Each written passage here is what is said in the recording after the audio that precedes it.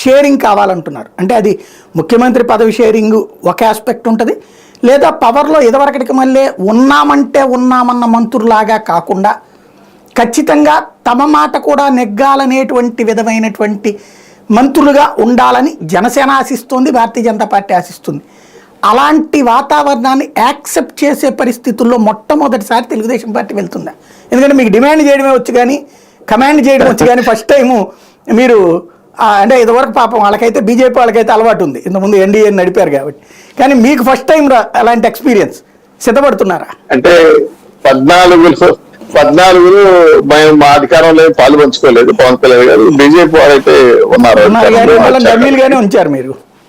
అలా నేను అనలేదు సార్, ఎందుకంటే పార్టీ ప్రతినిధిగా వచ్చే వాళ్ళ అధికార పార్టీలో వాళ్ళకే గుళ్ళు పడగొడతారు కమిటీలో మాణిక్యాలరావు ఇంకా అంతకు మించి. అంటే నేను అవతల పొత్తుల్లోని పార్టీని నేను తక్కువ చేసి మాట్లాడలేదు. పవన్ కళ్యాణ్ గారు లేదు ఆ స్థాయిలో ఉంచుతారా? ఈ దఫా ఏమన్నా పర్లేదని మీరు నిర్ణయాలు తీసుకోండి అని అంటారా అంటున్నా. లేదు జాయింట్ యాక్షన్ కమిటీ సమావేశం లేదు, ఇప్పుడే ఇంతకు ముందే జాయింట్ యాక్షన్ కమిటీ కూడా మీటింగ్ అయింది, అయిపోయిన సందర్భంగా ప్రెస్ కూడా ఇచ్చేసారు. తగిన గౌరవప్రదమైన స్థానం ఇస్తున్నారు వాళ్ళకి కూడా. అలాగే డిమాండింగ్ నేచర్ ఉండదు sir, adjustment mentality, adjustment temperaments ఉంటే రాజకీయ పార్టీలో ముందుకెళ్తాం కానీ డిమాండింగ్ నేచర్ అలాగే రెడీ అయ్యిందా?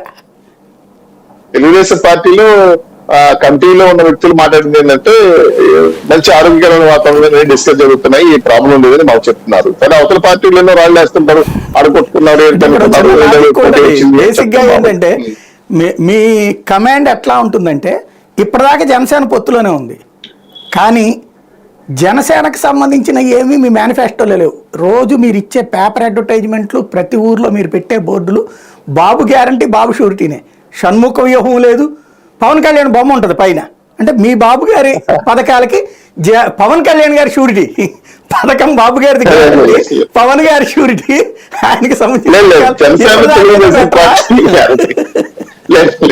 అంటే ఉమ్మడి మేనిఫెస్టో వస్తుంది వెయిటింగ్ సార్, అది కొంత అటు ఇటు జరుగుతున్నాయి, దాన్ని ప్లేస్ చేసుకుని రేపు తాడేపల్లిలో అనౌన్స్ అయిపోతున్నారు, ప్రకటన చేశారు సార్, మీరు చూసారు. తాడేపల్లి ఉమ్మడి స్టేజ్ లో అనౌన్స్ అయిపోతున్నారు చేస్తున్నారు కాబట్టి కొలిక్కి వచ్చే వరకు కొంత అటు ఇటు ఉంటాయి. అదని మేము తగ్గించేసి మాట్లాడడం చేసే కాదు రాజకీయ పార్టీలో. మీరు కామెంట్, మీరు జర్నలిస్ట్ గా క్వశ్చన్ చేయొచ్చు, కామెంట్ చేయండి, అంటే కామెంట్ చేయండి. అంటే మీలాంటి వాళ్ళు కొన్ని యాక్టివ్గా నిర్ణయాలు చెప్పేస్తున్నారు, మేమేం చేయలేము.